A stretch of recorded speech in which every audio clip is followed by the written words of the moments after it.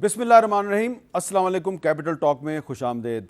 आज पाकिस्तान के आम आदमी का सबसे बड़ा मसला जो है वो महंगाई है। उसका सबसे बड़ा मसला उसके घर में जो बिजली के और गैस के और पानी के बिल आ रहे हैं वो उसका सबसे बड़ा मसला है।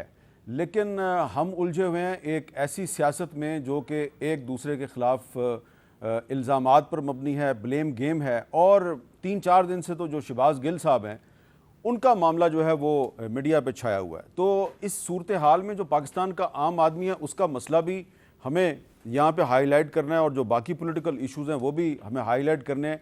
तो कोशिश मेरी ये है कि आज आपको बताएं कि ये जो डॉलर नीचे आ रहा है ये खुश होने की बात है या परेशान होने की बात है, और जो आपके घरों में बिजली के बिल आ रहे हैं इन बिलों में जो फ्यूल एडजस्टमेंट चार्जेस लग के आ रहे हैं वो उसके पीछे क्या कहानी है। और आज इमरान खान साहब ने एक सेमिनार से ख़िताब किया है और ख़िताब में उन्होंने आज एक पैगाम दिया है न्यूट्रल्स को। ज़रा सुनिए वो क्या पैगाम है। अपने न्यूट्रल्स को पैगाम देना चाहता हूँ। क्या आपको फिक्र है इस कौम की? मुल्क तो नीचे जा रहा है, कर्जे चढ़ते जा रहे हैं, हल तो किसी के पास है ही नहीं। इसलिए मैं अपने न्यूट्रल से कहता हूँ कि अभी भी वक्त है, अभी भी टाइम है, अपनी पॉलिसीज रिव्यू करें। अभी भी टाइम है, अपनी पॉलिसीज़ रिव्यू करें। तो क्या चीज़ रिव्यू करें ये नहीं बताया उन्होंने। और इसी तकरीर में उन्होंने आज एक और भी बात की है, बड़ी ही काबिल गौर बात है, वो भी ज़रा सुन लें। मुझे थ्रू आउट जब मैं ये स्ट्रगल कर रहा था तो मुझे एस्टेब्लिशमेंट की तरफ से कई दफ़ा मुझे ISI ने मुझे बताते थे इनकी चोरी के, ये जी फलाने इन्होंने इतनी चोरी की। ये भी जो दौर था इनका 2008 से लेके, तब भी मुझे वो मटीरियल जी उसने इतना चोरी कर लिया, वो चाइना जाके तो इतनी किकबैक्स ले ली, ये मुझे बताया करते थे। जब मैं फिर प्राइम मिनिस्टर बना तो सारे केसेस सबको पता था कि इनके केसेस कौन से हैं, और बदकिस्मती से जो नैब थी वो हमारे कंट्रोल में नहीं थी। तो मुझे तब भी समझना है कि केसेस सारे मैच्योर हैं, क्यों नहीं पकड़े जा रहे हैं। तो बाद में पता चला किसी का शफकत का हाथ था, वो कभी एक्सीलरेटर दबा देते थे फिर कभी वापस आ जाता था। दो बातें बड़ी अहम है। पहली बात तो ये है कि इमरान खान साहब कह रहे हैं कि जब वो अपोजिशन में थे तो उनको उस वक्त ISI उनके सियासी मुखालफिन की करप्शन के किस्से सुनाया करती थी जब वो अपोजिशन में थे।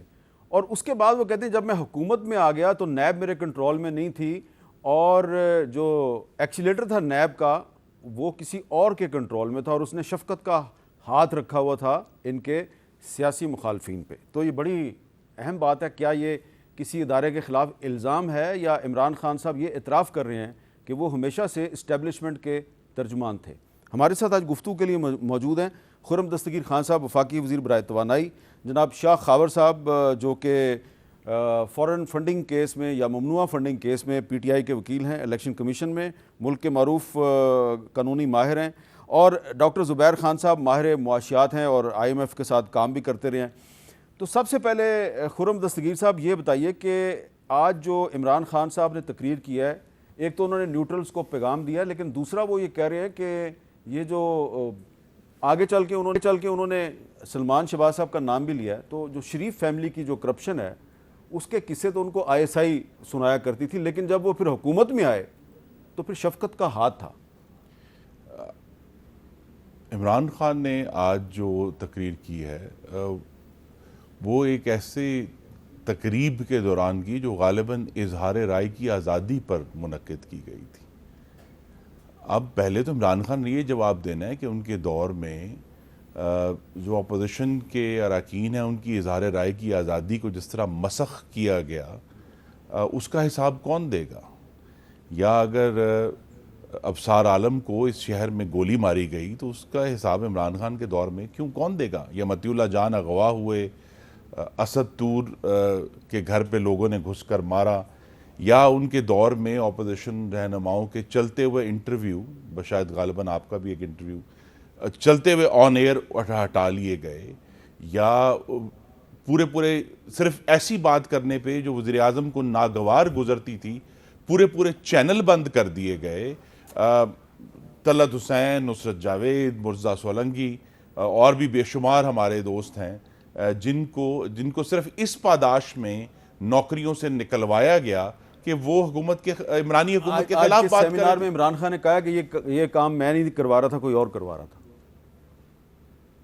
पर जवाब तो देना पड़ेगा ना। अच्छा, हाँ, जवाब तो देना पड़ेगा, जिस तरह हमें जवाब देना है। अगर वो हमें तो बड़ी दिलचस्प बात है। और मैं सोच रहा था कि शायद हज़रत उमर से जब चादर का पूछा गया कि जनाब ये दूसरी चादर कहाँ से आई है, तो उनको भी कहना चाहिए था कि मैं ना ही जवाबदेह हूँ ना ही मालूमात देने का पाबंद हूँ, जो जवाब इमरान खान ने FI को दिया है। लेकिन हज़रत उमर रज़ी अल्लाह उन्होंने ऐसा नहीं कहा, उन्होंने जवाब दिया। तो ये तो अब कह देना कि धमकियां भी देते हैं, साथ कहते हैं मैं किसी को जवाब दे भी नहीं हूं। भाई आप खुद ही तो कौम को सुनाते रहे हैं कि भाई अगर चोरी नहीं की तो तलाशी क्यों नहीं देते? अगर आपने चोरी नहीं की तो आप तलाशी दे दें। अगर FIA पूछता है, कोई भी इदारा पूछता है, आप दे दें। लेकिन ये कहना कि जी ये कोई और करवा रहा था। लेकिन आप एक क्या कहा, और न्यूट्रल्स के बारे में क्या कहते हैं?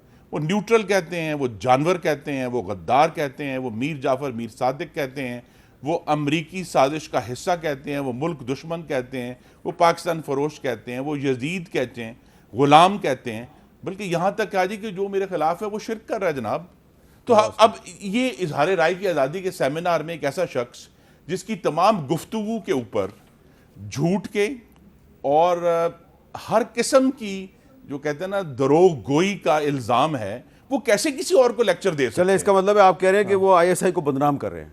जी नहीं, उनको बड़ी कहना चाहिए, इनको फिर एविडेंस लेकर आए ना जी। नाम लेना किसी बंदे का, नाम ले लें, अच्छा, कह दें कि अच्छा, नाम लिया। शाह खबर साहब, दूसरा एक बात, दूसरे देखें, एक दो बात, एक जो अगर इजाजत हो, देखिए अफवाज पाकिस्तान के गैर आईनी किरदार के हम सख्त तरीन नाकाद रहे हैं, हाँ, मियाँ नवाज शरीफ तक। लेकिन आज तक पाकिस्तान मुस्लिम लीग नून ने अफवाज पाकिस्तान को बशमूल कभी ये नहीं कहा कि ये गद्दार हैं, कभी नहीं कहा ये अमेरिका के एजेंट हैं, कभी बगावत पर नहीं उकसाया उनको। और उससे भी अहम बात यह है कि जो भी बात की है वो आइन की अमलदारी की बात की है। यहाँ एक ऐसा फाशिस्ट शख्स इमरान खान मौजूद है जो कहता है कि अगर फौज मेरी मर्जी के मुताबिक काम नहीं कर रही तो वो जानवर है। अगर जब अदलिया नो कॉन्फिडेंस केस में उनके खिलाफ फैसला देती है तो वो उनके खिलाफ पूरे मुल्क में मीम्स चल जाती हैं। फिर जब समझते हैं कि जी शोहदा तक को तो छोड़ा नहीं है, उनकी बेहुरमती की है। और शायद आज जो उनको शायद जिस कैफियत से गुजर रहे हैं, जिसने मेरे रसूल सल्लल्लाहु अलैहि वसल्लम की मस्जिद की बेहुरमती की है ना, चले वो अच्छा नहीं, वो अच्छा नहीं होगा। अच्छा शाह खबर साहब, क्योंकि आप कॉन्स्टिट्यूशन के और लॉ के आदमी हैं, तो आज इंफॉर्मेशन मिनिस्टर साहबा ने एक बात की, जरा सुने जी वो क्या कह रही है। अब आपकी के अंदर जाने का टाइम है, और अगर FIA गिरफ्तार कर सकती थी शहबाज शरीफ को इल्जामात की बुनियाद पर, मरियम नवाज को, अगर FIA इन तमाम लोगों को इमरान खान के इल्जाम के ऊपर गिरफ्तार कर सकती थी तो इमरान खान को भी गिरफ्तार होना चाहिए। जो FIA में पेश नहीं होता उसको गिरफ्तार करना चाहिए। क्यों नहीं गिरफ्तार करते? अच्छा, एक बड़ी इंटरेस्टिंग स्टेटमेंट है कि इंफॉर्मेशन मिनिस्टर जो है वो FIA जो कि हुकूमत का मातहत अदारा है उसे कह रही है कि तुम क्यों नहीं गिरफ्तार करते। क्या FIA इमरान खान साहब को गिरफ्तार कर सकती है क्योंकि आप फॉरेन फंडिंग केस से रिलेटेड हैं? तो आपको लग रहा है कि FIA के पास ये इख्तियार है कि फॉरेन फंडिंग की भी इंक्वायरी कर सकती है? ये बड़ा एक पर्टिनेंट क्वेश्चन है। देखिए, FIA जो है वो एक इदारा है जो कि तहकीकाती इदारा भी है और प्रोसिक्यूटिंग इदारा भी है, और ये देखता है फेडरल लॉज के जो वायलेशंस होती हैं या मिसकंडक्ट होता है सिविल सर्वेंट्स का या फेडरल गवर्नमेंट के अफसरान का या उनके ऑफिशल्स का। उसके साथ साथ इनके पास 2-3 और जुरिस्डिक्शंस भी हैं, जैसे कि उसमें कोई भी बैंकिंग क्राइम हो या बैंकिंग सर्कल या फ्रॉड हो, उसका भी इनका विंग होता है। इस तरह साइबर क्राइम का विंग है, तो उसमें उनकी मुख्तलिफ जुरिस्डिक्शंस हैं। लेकिन उसके साथ साथ FIA जो है 1974 के एक एक्ट के नतीजे में बनी है, और उसका अपना एक शेड्यूल ऑफेंसेस है कि कौन कौन से ऑफेंसेस जो हैं वो इसमें फॉल करते हैं और कौन कौन से ऑफेंसेस को वो कॉग्निजेंस ले सकते हैं। तो अभी चूँकि FIA के जो नोटिस आ रहे हैं, इमरान खान साहब को भी आया है, बाकी ओहदेदारान को भी आया है, उसमें कोई ऐसा वाज़े बात नहीं सामने आ रही कि वो किस बात के लिए बुलाना चाह रहे हैं, वो क्या इंक्वायरी है, और वो कौन सी प्रोविज़न ऑफ लॉ अट्रैक्ट करना चाह रहे हैं। तो ये तमाम चीज़ें जो हैं वो नोटिस में होना ज़रूरी हैं। इसका मैं आपको वजाहत कर दूं कि ये पिछले साल एक इस्लामाबाद हाई कोर्ट के चीफ जस्टिस ने FIA के केस में ही उन्होंने वो नोटिस जो है उनको क्वाश कर दिया था इस बुनियाद के ऊपर कि आप अगर किसी को नोटिस करते हैं या तो उसको बतौर गवाह बुलाते हैं या उसको बतौर मुलजिम बनाते वो हैं। जर्नलिस्टों का केस था। यस, उसमें उन्होंने, जी बिल्कुल, असतूर का केस बिल्कुल उसका केस था। उसमें उन्होंने ये वाजे कर दिया था कि FIA जो है कोई भी किसी को अगर बुलाएगा तो इसमें एक पहले लिखेगा कि वो इंक्वायरी नंबर क्या है, उसका कंप्लेनेंट कौन है, उसमें कौन से आपको बतौर गवाह बुलाया जा रहा है या बतौर मुलजिम बुलाया जा रहा है, या कौन सी प्रोविजंस ऑफ लॉ उन पे अट्रैक्ट कर रही है। तो आपके ख्याल में अगर इमरान खान साहब FIA के सामने पेश नहीं हो रहे तो उनके पास कानूनी जवाब मौजूद है? वो अगर उनके पास अगर यही वजूहात हैं कि वो तमाम चीज़ें जो हैं वो बिल्कुल एक हवा में हैं और वो चूँकि हाई कोर्ट की एक जजमेंट भी है उसके ऊपर, तो वो अगर उसका जवाब ये देते हैं कि आपकी ये नोटिस जो है ये कॉम्पिटेंट नहीं है, तो उसको वो चैलेंज भी कर सकते हैं इसी टच स्टोन के ऊपर। अच्छा जुबैर साहब, आपसे मेरा सवाल ये है कि फ़र्ज़ करें, हम सपोज़ कर रहे हैं कि आज मरियम औरंगज़ेब साहबा की गुफ्तगू से ये हमें तासुर मिला है कि ये इमरान खान को गिरफ़्तार तो करेंगे और मनसूबा बना के बैठे हुए हैं। वो गिरफ़्तार होते हैं या इमरान खान साहब को डिसक्वालीफाई कर दिया जाता है या पाकिस्तान तहरीक इंसाफ जो है उस पर हुकूमत पाबंदी का रेफरेंस सुप्रीम कोर्ट में भेजती है, तो इसका कोई हमारी इकॉनमी पे तो असर नहीं पड़ेगा? जनाब क्यों नहीं पड़ेगा? मेरे ख्याल में तो पाकिस्तान की इकॉनमी के ऊपर जो पॉलिटिकल स्टेबिलिटी है वो एक बहुत अहम चीज़ है। देखिए, कोई इन्वेस्टर है, कोई यहाँ पर कारोबार करना चाहता है, वो यहाँ की जो स्टेबिलिटी है उसको वो देखना चाहता है। अगर कोई मार्शल लॉ लग रहा है वो अलग बात है, लेकिन अगर ये इसी उसमें रस्साकशी में लगे हुए हैं और एक वाज़ेह पॉपुलर लीडर को, मतलब देखिए अभी तक किसी ने इलेक्शन तो पूरे पाकिस्तान में प्रेसिडेंशियल नहीं कराया है, लेकिन हर जो उनका जलसा है वो तो इस बात की अक्कासी करता है कि उनकी मकबूलियत तो उसको आप डिनाई नहीं कर सकते हो, उससे इनकार आप नहीं कर सकते हो। अगर अभी इस वक्त इस तरह की कानून की जिस तरह के वो है, एक मशकूक तरीके से उनको आप डिस्क्वालीफाई करने की कोशिश कर रहे हो, तो मेरे ख्याल में हमारी मईशत के ऊपर इसका बेहद नेगेटिव एक असर होगा। मेरी तो अपनी रीडिंग ये है। अच्छा, इस पे अब खुर्रम साहब, जो शहबाज गिल साहब का मामला है, कल तो ऐसे लग रहा था कि मरकज़ और पंजाब गवर्नमेंट आमने सामने आ गए हैं, लेकिन आज तो उनका मेडिकल भी हो गया है जो कि पिम्स में हुआ है। अच्छा, अब उस मेडिकल रिपोर्ट में जो कि पिम्स में हुई है, जो पिम्स जो कि फेडरल गवर्नमेंट का अदारा है, उसमें अंग्रेज़ी में रिपोर्ट है, उसमें यह कहा गया कि शहबाज गिल के मुआयने के लिए सीनियर तरीन प्रोफेसर्स के मेडिकल बोर्ड का इजलास 17 अगस्त को यानी कि कल रात को 11 बजे हुआ। शहबाज गिल बचपन से अस्थमा का शिकार हैं, मरीज़ को सांस लेने में दुश्वारी है, सीने के बाएं तरफ, बाएं कंधे, कमर, गर्दन और जिस्म के अकबी हिस्से में दर्द है। मरीज़ फोबिया का शिकार है और ब्लड प्रेशर 140/90 जबकि पल्स 102 है। सीने के अंदर नालियों में खिंचाव है। मरीज़ को कार्डियोलॉजिस्ट और फेफड़ों के डॉक्टर की निगरानी और तशखीस की सख्त ज़रूरत है।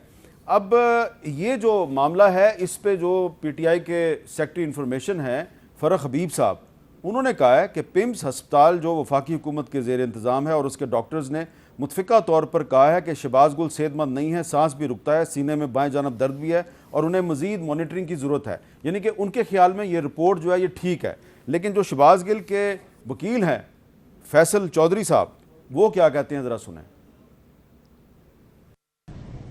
जो इस वक्त शहबाज गिल की जो कल प्रिलिमिनरी रिपोर्ट आई है वो अच्छी नहीं है। हमने ये भी दरख्वास्त की है कि हमें अपनी जो पसंद का जो ट्रीटमेंट है मेडिकल फैसिलिटी पिम्स के हॉस्पिटल, पिम्स का वो सरकार का हॉस्पिटल है, तो वी मे नॉट ट्रस्टेड, हमारी शायद उस पर उतनी एतमाद नहीं होगा।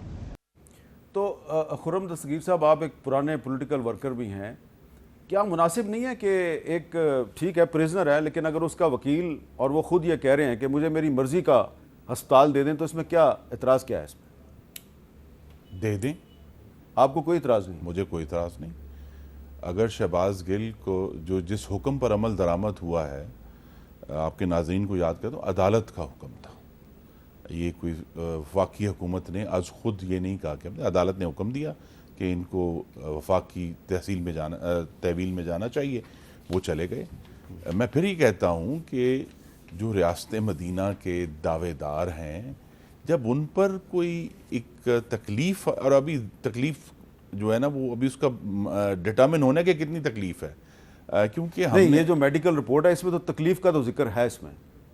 जी ये तो वो उस तकलीफ के आगे हेच है जो राना सनाउल्लाह को मौत की चक्की में टॉर्चर किया मैं आपसे इत्तेफाक करता हूं। और वो शख्स एक लेकिन मेरा, इसमें मेरा बड़ा भाई शाहिद खाकान अब्बासी बोलते नहीं है, उनको साबिक वज़ीर आज़म को टॉर्चर किया गया है। ये क्या तरीके शाहिद खाकान अब्बासी को टॉर्चर किया गया, तो वो जब हिरासत में उनको टॉर्चर किया गया। अच्छा, लेकिन इसमें टेक्निकल लैंग्वेज है, इस टेक्निकल लैंग्वेज में भी पता चलता है कि कुछ ना कुछ तो हुआ उनके साथ। टेक्निकल लैंग्वेज ये कह रही है कि उनको किसी ने हाथ भी नहीं लगाया, सर सिर्फ ज़हनी तनाव कह रही है कि नाउ ज़हनी तनाव presented फिशारे with खून है, ज़हनी तनाव है, shortness of breath, body aches क्या होते हैं, including body ache left shoulder, back neck, right gluteal region and left sided chest pain. साहब ये किसी भी 40 साल से जिसकी उम्र तजावज कर चुकी है किसी भी मर्द को ये सारे इशू। अच्छा, ये क्या है, देयर इज सॉफ्ट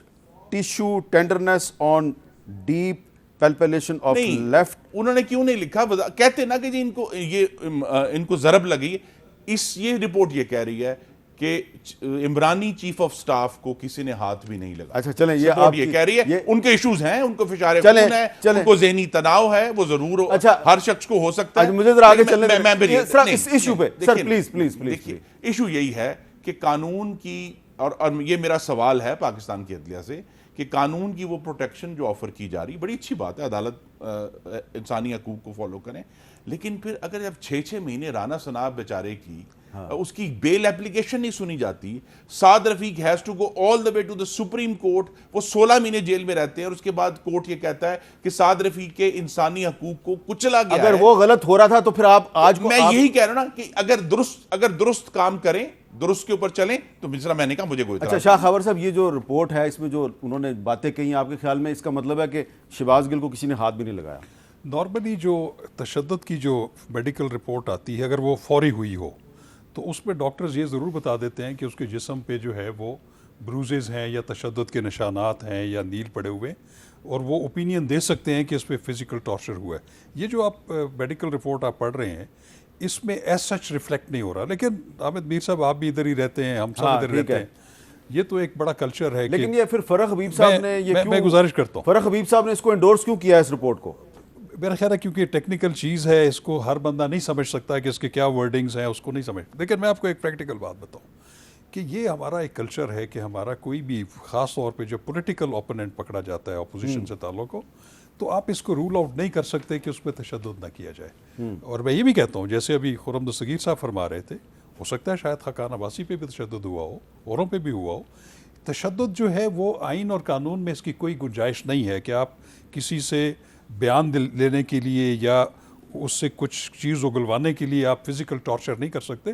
तफ्तीश के और बहुत सारे तरीके होते हैं। और दूसरी चीज़ मैं आपको ये भी बताऊँ कि ये पुलिस जो तशद्दुद करती है, उनके पास ऐसे तशद्दुद करने वाले स्पेशलिस्ट होते हैं कि वो ऐसा तशद्दुद करते हैं जो कि मेडिकल में भी रिफ्लेक्ट नहीं होता, वो सिर्फ दर्दें ही होती हैं उसको। ये बात बिल्कुल, हम खुद, मैं स्टूडेंट लीडर रहा हूँ, मैं खुद मार्शल लॉ दौर में रहा हूँ, हमें पता है कि कैसे वो टॉर्चर करते हैं, कहते हैं गुज्जी मार। बिल्कुल।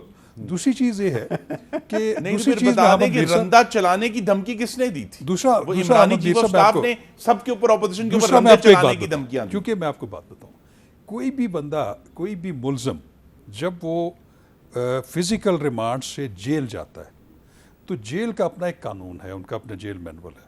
कोई भी सुपरिटेंडेंट किसी ऐसे बंदे को जो है वो एडमिट नहीं करेगा जेल में अगर बज़ाहिर उसके ऊपर तशद्दुद के निशान हो या वो ज़ख्मी हो। वो उसको लेने से इनकार कर देगा, उसको पुलिस को कहेगा कि जाएं, इसका पहले इलाज करवाएं, पहले इसको हॉस्पिटल से मेडिकल करवा के लाएं फिर आए। और ये जो शहबाज गिल साहब का केस है, इसमें जो आज मैं खुद कोर्ट में मौजूद था, उसमें रिमांड से लेने से पहले जो पहला रिमांड हुआ था उसमें भी मेडिकल हुआ था, और वो मेडिकल की रिपोर्ट जो है शेयर हुई।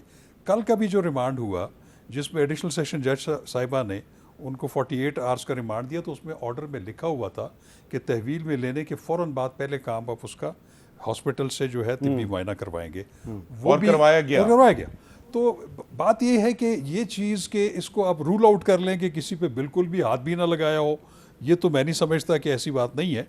कुछ ना कुछ ज़रूर है बीच में, लेकिन वो ये है कि वो ट्रेस नहीं हो रहा और जब तक ये चीज़ ट्रेस नहीं होगी तो वो फिर कानूनी कार्रवाई उसके ऊपर नहीं। अच्छा, अब डॉक्टर साहब ये बताएं कि ये शहबाज गिल का मामला जो है ये ज़्यादा बड़ा है या इस वक्त जो पाकिस्तान की जो इकोनॉमी की सूरत हाल है वो ज़्यादा अहम है? जनाब देखिए, दोनों बहुत बड़े मसले हैं। एक तरफ कानून की बालादस्ती भी, और वहाँ पर तशद्दुद का ये जो मसला है, इसको जैसे हमारे मेहमान साहब ने बिल्कुल सही कहा, आजकल ऐसे तरीके हैं कि कोई निशान नहीं छोड़ता तशद्दुद, ठीक है ना। तो हमें सिर्फ ये बदन पर ज़ख़म वगैरह देखने के लिए ज़रूरत नहीं है, और भी तरीके होते हैं। मैं उस पर नहीं जाता, ये मेरी महारत नहीं है। मैं ये कहता हूँ कि इकॉनमी जो है यहाँ पर, ये 22 करोड़ अवाम की ज़िंदगी, उनकी जो वो है, जो एम्प्लॉयमेंट है, सब चीज़ों का दारोमदार है। मैं तो पहले दिन से कह रहा था कि ये ऐसे हालात हैं पाकिस्तान की मईशत के कि जब तक ये सियासी पार्टियां आपस में लगी रहेंगी तो जो हमारी मईशत को दरकार जो ज़रूरी रिफॉर्म्स हैं ये कभी नहीं कर पाएंगे, और इसीलिए ये हमारी मईशत नीचे जा रही है। नहीं, लेकिन ये जो डॉलर नीचे आया है, ये अच्छी बात नहीं है कि डॉलर नीचे आया है? शुक्र है, काश कि ये ऐसी वजूहात से आया होता कि वो इस मईशत की बेहतरी होती। यहाँ पर दो चीज़ें काम कर रही हैं। एक तो ये कि कुछ स्पेकुलेशन थी, वो कुछ हद तक कम हुई इसलिए कि IMF शेदार है, लेकिन सबसे बड़ी वजह वो ये है कि हुकूमत ने इंपोर्ट जो LCs हैं उनको रोक लिया है। इस वक्त स्टेट बैंक में इस वक्त 3 अरब डॉलर की LCs पड़ी हुई हैं, इसके इंतज़ार में कि वो खुलेंगी। आप ये सोचिए कि अगर वो सारी LCs एकदम मार्केट में आ जाएं तो ये डॉलर का रेट तो 300 से भी आगे निकल जाएगा। ये एक मसनूई एक स्टेबिलिटी है। स्टेबिलिटी ये जो आज मिफ्ता इस्माइल ने प्रेस कॉन्फ्रेंस में लग्जरी आइटम्स पर जो पाबंदी है उनकी इंपोर्ट पे वो ख़त्म किया, तो इससे तो डॉलर फिर दोबारा ऊपर जाएगा। अब नहीं देखें ना, वो तो एक छोटी सी चीज़ है। वो वहाँ पर भी जब उसकी LC खुलेगी उसको शायद ये रोक लेंगे। वहाँ पर ड्यूटीज़ लगा दी हैं। पहले दिन से मैंने कहा था कि इनको जो मना करना है ये गलत काम है, ये इकोनॉमिक के प्रिंसिपल्स के मुताबिक नहीं है। ये तो अच्छा किया कि उस तरफ चले गए हैं, लेकिन मैं ये कह रहा हूँ इस वक्त मईशत बंद हो रही है। बहुत से कारखाने इस वक्त बंद हो रहे हैं इसलिए कि उनकी जो इम्पोर्ट की LCs जो हैं वो इस वक्त बंद हैं, और उसी की वजह से आपकी जब मईशत कम हो रही है तो रेवेन्यूज़ कम हो रहे हैं। इसलिए IMF इनको कह रहा है कि नए इकदाम लगाओ। ये जो अभी आपके पेट्रोलियम डेवलपमेंट लेवी लग रही है वो भी इसी ख्याल से लग रही है कि भाई देखो, चूँकि आपके रेवेन्यूज़ कम हैं और आपका खसारा कम नहीं हो सकेगा। तो मैं कह रहा हूँ ये हर तरफ से हम एक गलत रास्ते पर हैं। अच्छा, मेरे पास इस वक्त मेरे हाथ में बहुत से लोग जो हैं वो मुझे बिजली का बिल भिजवा रहे हैं। अब बिजली का बिल मुझे भिजवाते हैं, मैं पूछता हूँ मुझे आप बिजली का बिल क्यों भिजवा रहे हैं? वो कहते हैं कि हमारे यूनिट्स कितने हैं और हम पे ये जो फ्यूल एडजस्टमेंट चार्जेस लगे हैं ये कितने हैं। इस पे खुरम साहब से बात करेंगे एक वक्फे के बाद।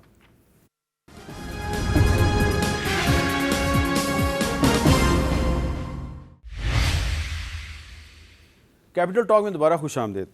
खुरम साहब, बहुत से लोगों के मेरे पास इस वक्त बिजली के बिल हैं, इसमें जो फ्यूल एडजस्टमेंट चार्जेस हैं वो बहुत ज़्यादा हैं। मसलन एक बिल है मेरे पास, यानी कि बहुत ही एक लोअर मिडिल क्लास से ताल्लुक़ है इस आदमी का, उसका जो टोटल बिल है वो आया उसको 10,500 रुपया, और उसमें जो तकरीबन 2,525 रुपये जो हैं वो फ्यूल एडजस्टमेंट चार्जेस हैं, और एक जो मुतबवल तबके से ताल्लुक़ रखने वाले साहब हैं उनका जो बिल है उनके क्योंकि यूनिट्स ज़्यादा हैं तो उनको भी तकरीबन 20-25 हज़ार रुपये के फ्यूल एडजस्टमेंट चार्जेस लगाए गए हैं, और भी टैक्सेस हैं। ये फ्यूल एडजस्टमेंट चार्जेस जो हैं ये इतने ज़्यादा क्यों हैं? अभी सब ये कोई IMF की मैं आपका बहुत शुक्रगुजार हूँ कि आपने ये सवाल पूछा जा रहा है और आपके तवस्सुत से एक मौका है आवाम को एक्सप्लेन करने का। जो बिजली की कीमत किसी वक्त भी डिटर्मिन होती है, वो चूँकि अज़ाब इमरानी के दौरान फरवरी 2021 के बाद से उन्होंने डिटर्मिनेशन नहीं की बिजली की, तो लिहाजा जो भी ख़ास तौर पे रूस के यूक्रेन के ऊपर हमले के बाद से पूरी दुनिया में जो ईंधन की कीमतें हैं, चाहे वो तेल है, चाहे वो कोयला है, चाहे वो RLNG है, उसकी कीमतों में एक होशरुबा इजाफा। मसलन कोयले की सिर्फ मिसाल देता हूँ कि वो बहुत सालों से कहा जाता है कि कोयला एक ख़त्म हो रहा वाला ईंधन है, उसकी कीमत में 4 गुना इजाफा हुआ है, वो 70-80 डॉलर से उठ के $450 तक गया है।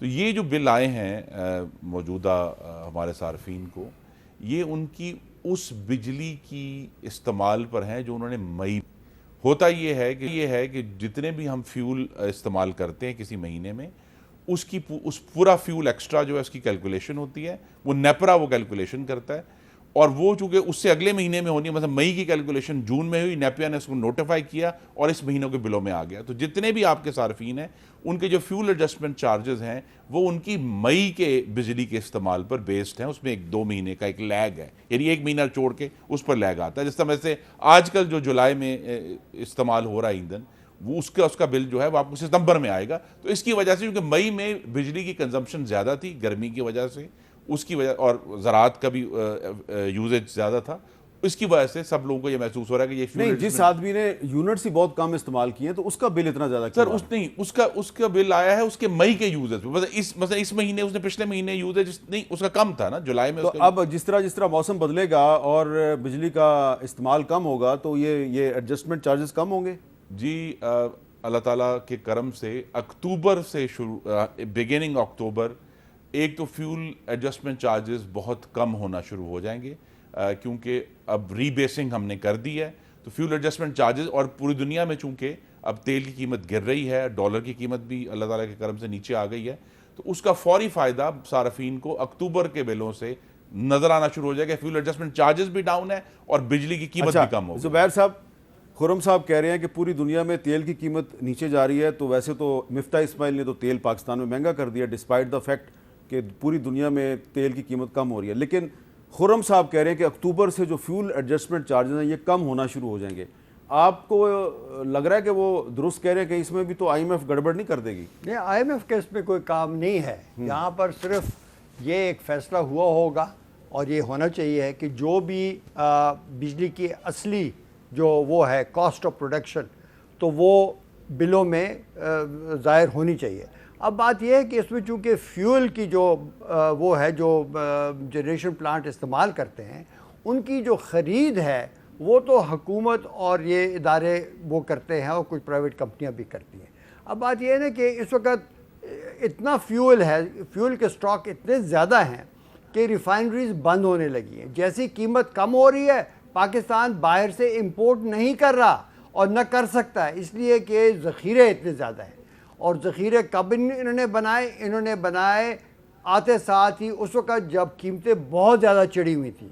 तो इन गलत फ़ैसलों की वजह से इसका बोझ अब आइंदा महीनों में आएगा, पेट्रोलियम के मसनूआत के ऊपर भी, और उसका कुछ असर बिजली के जो वो है FPA है, फ्यूल एडजस्टमेंट के ऊपर भी आएगा। तो ये जो वो हैं, देखें ना, यहाँ पर सिर्फ आलमी मंडी के जो वो हैं, क्या कहते हैं, उतार और चढ़ाव, ये उसका असर नहीं है, ये हमारी हुकूमतों की जो ख़रीदने का जो वक्त है और जो पॉलिसी है उसके भी असरात आ रहे हैं। अच्छा, और ये तो सारी ऑयल इंडस्ट्री मानती है कि जब से हुकूमत आई, इन्होंने जो ऑयल के इंपोर्ट्स किए वो बेतहाशा किए और सबसे ऊंची कीमतों पर किए। ये पता नहीं क्यों, उसकी शायद एक्सप्लेनेशन हमारे मिनिस्टर साहब दे सकेंगे। और अभी इस वक्त इतने ज़खायर है कि रिफाइनरी बंद हो रही है। अच्छा, मैं एक कानूनी सवाल आपसे शाह खावर साहब, ये जो बिल है, इस बिल में बहुत से टैक्सेस हैं, ठीक है, इसमें GST टैक्स भी है, इसमें फ्यूल एडजस्टमेंट चार्जेस भी हैं और भी है। तो मैं अगर कोर्ट में चला जाऊं या कोई बंदा अपना बिल लेके अदालत में चला जाए और वो ये कहे जी कि मेरा जो बिल है, मेरे यूनिट्स इतने हैं, बिल जो है वो इतना है, इसमें टैक्सेस बहुत ज़्यादा लगे हुए हैं, तो ये मैं तो जी मेरी इतनी आमदनी है, उसका भी वो सबूत दे दे, और मेरे इतने यूनिट्स हैं, ये मेरे साथ हुकूमत ज़्यादती कर रही है, तो क्या अदालत सुन सकती है ये? मेरा ख्याल है कि शायद उनके पास ये इख्तियार नहीं है। उसकी वजह यह है कि जो अदालत है वो तो हाई कोर्ट ही हो सकती है रिट ज्यूरिसडिक्शन में, और रिट ज्यूरिसडिक्शन में जब आपके पास मुतबादल कोई दादरसी मौजूद हो तो आप रिट में नहीं जा सकते। दूसरी भी बात यह है कि ये तमाम चीज़ें जो हैं इंतहाई टेक्निकल हैं और इसमें फैक्चुअल कंट्रोवर्सी इन्वॉल्व है, तो फैक्चुअल कंट्रोवर्सी में नहीं जाते। हाँ, नेपरा का जो इदारा है वो बिल्कुल मौजूद है, वो सार्फिन जो हैं वो भी नेपरा में जा सकते हैं, वो उसको चैलेंज कर सकते हैं, नेपरा उसको देख के डिटरमिन कर सकते हैं। अच्छा, मैं इसमें ये ऐड करूँ कि नेपरा जो है जिस तरह ये फ्यूल एडजस्टमेंट चार्जेस लगे हैं, वो अपनी डिटर्मिनेशन से पहले यानी तयन करने से पहले वो एक ओपन और पाकिस्तान के किसी भी शहरी का हक है कि वो हेयरिंग में जा सके, वो उसकी हेयरिंग करते नहीं तो बताए ना, तो उसके बाद वो मुश्तहर नहीं होता। नहीं मुश्तहर होता है। अच्छी बात है कि आपने नहीं, ये बताया खुरम है। साहब अगर मुश्तहर होता भी है ना, तो शायद किसी अंग्रेजी अखबार में होता होगा, बेहतर तौर पे लेकिन तो लेकिन आप उसमें अगर as such- आप कंसर्न मिनिस्टर हैं तो आप इस चीज़ को मुमकिन बना सकते हैं कि आइंदा से अगर जब नेपरा जो है वो ओपन हेयरिंग करेगी तो ये एक शहरी हैं तालिब रिजवी साहब, इनको हज़ारों रुपए का ये पड़ गया है फ्यूल एडजस्टमेंट चार्जेस, और ये फैसल रफीक साहब हैं और भी बहुत से लोग हैं, ये जा सकते हैं नेपरा की ये हेयरिंग में? बिल्कुल नेपरा की हेयरिंग में जा सकते हैं और वहां जाके अपनी कंप्लेंट जी रेज नहीं जा सकते। देखो बात सुनो, मैं एक इंडस्ट्रियल टैरिफ है B2B, उसके खिलाफ मैंने कैंपेन रन किया कि उसकी वजह से कोई भी नई कंपनी बिजली का इस्तेमाल ही नहीं कर सकती, इसलिए कि उसको यूनिट पड़ता है 80 रुपए में, 90 रुपए में, और इसके कई टेक्निकल डिस्कशंस हुई। तो जब मैं गया कोर्ट में, उन्होंने कहा कि आप जाइए पहले नेपरा के पास। नेपरा के पास मेरी रिटन कंप्लेंट्स पड़ी हुई हैं कि आपकी अगली हेयरिंग हो, उसमें मुझे बुलाएं ताकि मैं अपनी एविडेंस प्रेजेंट करूं। उसको 2-3 साल हो चुके, कभी भी नहीं बुलाया, कभी भी इत्तला भी तक नहीं की। देखिए वहाँ पर आप जाएंगे ना, एक है उनका एक पब्लिक रिलेशंस ऑफिसर, लेकिन बात वहीं पर ही ख़त्म हो जाती है, वो दफन हो जाती है। चले आज खुरम साहब तो इसको मुमकिन बनाए ना कि ये दो शहरी जो हैं ये नेपरा की अगली हेयरिंग में नेपरा जाएं। की जो हेयरिंग है उसमें जैसे मैंने कहा पाकिस्तान के हर शहरी को हक हासिल है। हम ये इसको यकीनी बनाएंगे कि जो इस तरह की अब नेक्स्ट डिटर्मिनेशन होनी है उसको हम बाकायदा तौर मुश्तहर करें ताकि जो शहरी जाना चाहते हैं वो ज़रूर जाएं। चले ठीक है जी, यहाँ पे एक ब्रेक और ब्रेक के बाद एक और अहम मसला उस पर भी बात करेंगे।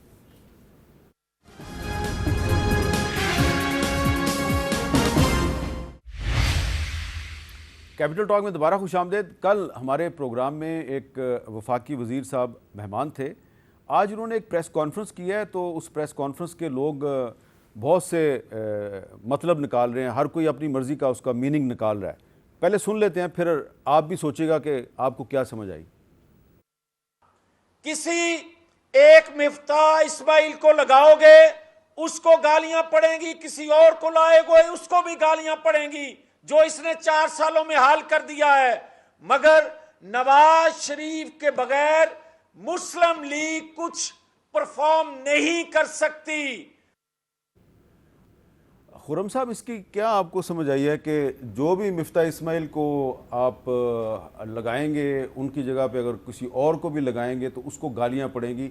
ज़ाहिर बात है इमरान खान की पॉलिसीज़ की वजह से, लेकिन जब नवाज शरीफ साहब आ जाएंगे तो सब ठीक हो जाएगा। इमरान खान ने मुल्क को एक जहन्नम इमरानी में डाला हुआ है। जो उनके 2 मुआहदे थे IMF के साथ, 2019 वाला और 2022 के आगाज़ में, इसेंशली IMF हमें ये कहता है कि ठीक है, हम कहते हैं जी फसाद इमरानी है, फितना इमरानी है, लेकिन वो कहते हैं रियासत पाकिस्तान से हमने मुआहदा किया, तो रियासत पाकिस्तान से जो मुआहदा है आप उसको पूरा करें। उन्होंने ये जावेद लतीफ़ साहब ये कह रहे हैं कि आप जो भी वज़ीर ख़जाना आएगा उसको IMF की जो शराइत इमरान खान मान कर गए हैं उसको पूरी करनी पड़ेगी। अच्छा। पहला सवाल ये। दूसरा बात यह है कि ये तो बात तो बड़ी वाज़ेह है कि मोहम्मद नवाज शरीफ मुस्लिम लीग नून के राबर भी हैं, कायद भी हैं, और उनको नाइंसाफ़ी के ज़रिए आजकल ये गुफ्तगू हो रही है कि भी 10,000 दिरहम जो उन्होंने वसूल भी नहीं किए उसकी बुनियाद पर असासा डिक्लेयर करके, गैर वसूल शुदा रकम को असासा डिक्लेयर करके उनको डिस्क्वालीफाई कर दिया गया। यहां तो इमरान खान का तोशा खाना में पूरी एक अच्छा, ठीक है, सफ़ों की लिस्ट है जो कहा गए। लेकिन कुछ काम ऐसे हैं जो इमरान खान ने अगर गलत किए तो आप उनको सुधार सकते हैं, और ख़ास तौर पे आप बजाते ऑलरेडी हमने सुधारा हुआ है, लेकिन आप बात कर दें। आज इस्लामाबाद में एक मुजाहरा किया गया है और उसमें जो बहुत बड़े बड़े इंटरनेशनल टूर्नामेंट्स में जिन पाकिस्तानियों ने गोल्ड मेडल लिए हैं उन्होंने मुजाहरे में हिस्सा लिया है, और वो मुजाहरा क्या है ज़रा देखिए। खिलाड़ियों की नौकरियां बहाल करो, स्पोर्ट्स डिपार्टमेंट बहाल करो, स्पोर्ट्स डिपार्टमेंट बहाल करो, स्पोर्ट्स डिपार्टमेंट बहाल करो, खिलाड़ियों की नौकरियां बहाल करो, खिलाड़ियों की नौकरियां बहाल करो, 8 हम मेडल जो लेके आए हैं कॉमनवेल्थ में, वो हमारे 8 के 8 मेडल जो है ना वो सारे आज 6 वापडा से है, 1 आर्मी से है और 1 मेडल हमारा जो है ना HEC के है। ये सारे डिपार्टमेंट के मेडल हैं। अगर ये हमारे डिपार्टमेंट बहाल किए जाए तो मेरा ख्याल है कि इससे ज़्यादा भी हम मेडल ले सकते हैं। इमरान खान ने अपने दौरे हुकूमत में जो पाकिस्तान के तमाम खिलाड़ियों के साथ जो जुल्म किया, सारी स्पोर्ट्स को बंद कर दिया, तमाम डिपार्टमेंट को बंद कर दिया, तो हमारी अपील है कि इनको फिल फोर तमाम खेलों को स्पोर्ट्स को बहाल किया जाए। जो पिछले गवर्नमेंट ने जितने भी स्पोर्ट्स डिपार्टमेंट थे उसको बंद किया, तो उसकी बहाली के लिए आज ये पाकिस्तान की 5 लेजेंड कप्तान जो फुटबॉल टीम की और क्रिकेटर्स है, हॉकी वाले, सब ने इसलिए एहतजाज किया है कि दोबारा से जो है ना स्पोर्ट्स की टीमें बहाल करे। अगर अदारे नहीं होंगे तो हमारे नेशनल प्लेयर, इंटरनेशनल प्लेयर कहाँ से निकलेंगे? ग्रास रूट लेवल से निकल के कहाँ जाएंगे वो स्पोर्ट्स में? उनके पास कोई फील्ड में जॉब नहीं है, वो बेचारे बेरोजगार हो जाएंगे। तो खुर्रम साहब कम अज़ कम वापडा में तो स्पोर्ट्स के टीमें बहाल कर दें। जी नहीं, वापडा में बहाल हैं, नहीं क्रिकेट की नहीं है। वो बहुत सारे यहाँ ये देखें ना, ये भी अज़ाब इमरानी की एक शक्ल है ना कि आप एक स्पोर्ट्समैन वज़ीर आज़म बनता है और वो तमाम दूसरे स्पोर्ट्समैन आप अगली कैबिनेट मीटिंग में आप वज़ीर आज़म शहबाज शरीफ साहब को ये मैसेज नहीं दे सकते कि इमरान खान के दौर में मुख्तलिफ जो सरकारी इदारे हैं उनमें जो क्रिकेट, हॉकी और दीगर एथलेटिक्स के जो खिलाड़ी थे उनकी नौकरियां दी गई थी वो ख़त्म हो गई, उनको बहाल करें? जी बिल्कुल बहाल करें। देखिए ये जो कहा, देखिए ना, जो मेडल 6 आए हैं कॉमनवेल्थ गेम्स में, मसलन अरशद नदीम जो अब बहुत करीब हैं वर्ल्ड रिकॉर्ड के, वो लाहौर इलेक्ट्रिक सप्लाई कॉरपोरेशन के मुलाजिम हैं। इसी तरह नो दस्तगीर भट्ट जिन्होंने वहाँ भी एक नया रिकॉर्ड कायम किया, वो गुजरांवाला इलेक्ट्रिक पावर कंपनी के मुलाजिम हैं। अब मुलाजिम होने से क्या मुराद है कि उनको एक तनख्वाह मिलती है जिससे उनको अपने घर की परेशानी नहीं होती कि उनके घर में उनके बीवी बच्चे जो हैं उनके लिए रोटी मौजूद है, गुजारा मौजूद है।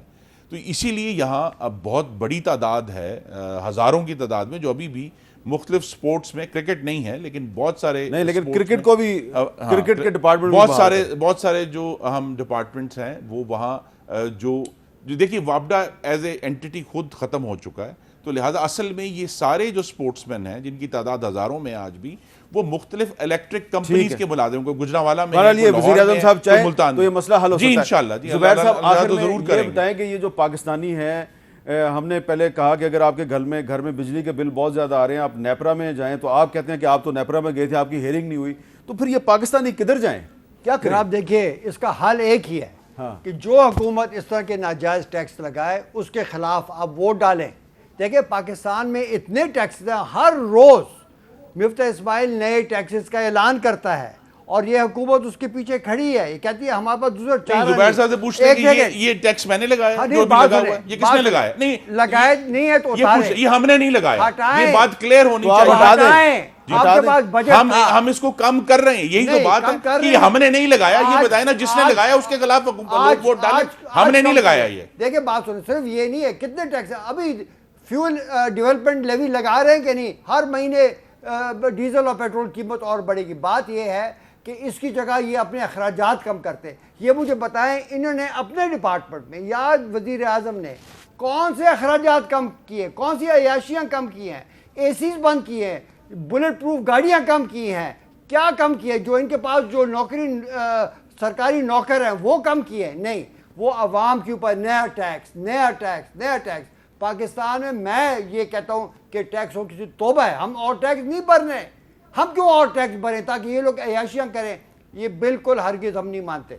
चले बहुत टैक्स इसलिए भरें ताकि इस मुल्क में श्रीलंका जैसे सूरत हाल ना हो। वहां जो पैनिक फैला, याद रखें पैनिक फैला था जब पेट्रोल खत्म हुआ था पेट्रोल पंपों पे, तब पैनिक फैला था। हमने ये काम नहीं होने दिया। श्रीलंका वाला आज भी माशाल्लाह मेरा वक्त खत्म हो गया, श्रीलंका वाला होने लगा।